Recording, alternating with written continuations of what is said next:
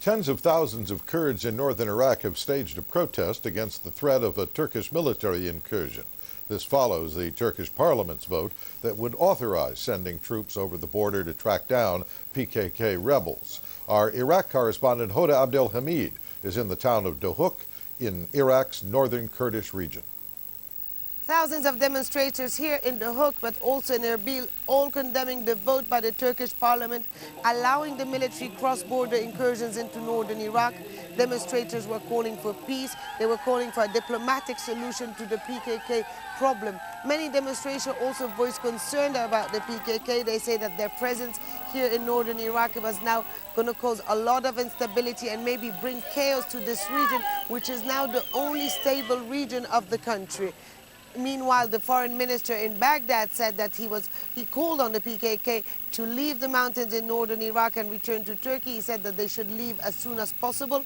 The foreign minister is voicing the position taken by the Maliki government a couple of months ago, and it is exactly the kind of message Ankara wants to hear. However, people here are still very concerned. There has been no shelling for the past 4 days.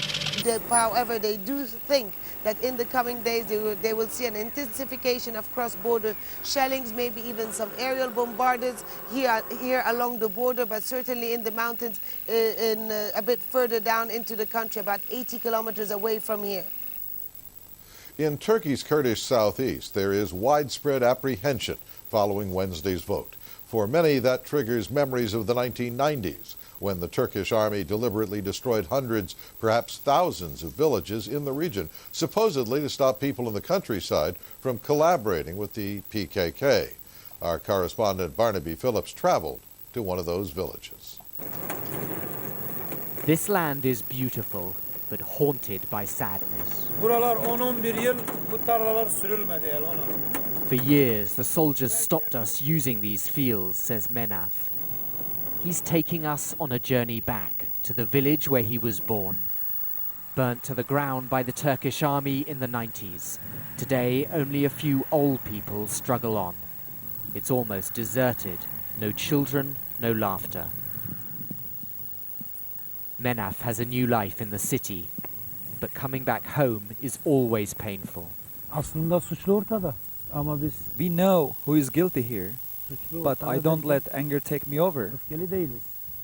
We must keep calm about what has been done to us. Blaming people does not solve anything.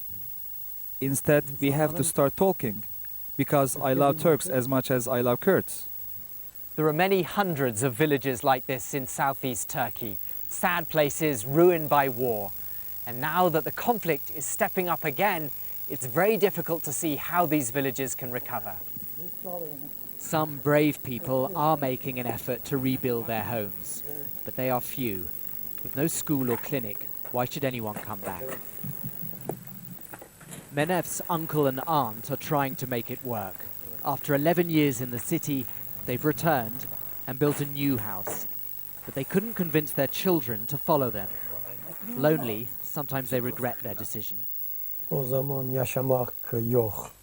There is no life in this village anymore. Nobody to talk to. No young people falling in love.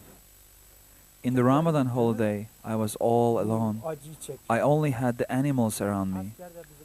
I felt like crying for the suffering of everyone in this region. Turkey's Kurds have dared to hope in recent years that there is room for their culture, that there will be peace. Now the news from distant mountains is bad. They fear a return to war. Barnaby Philips, Al Jazeera in southeastern Turkey.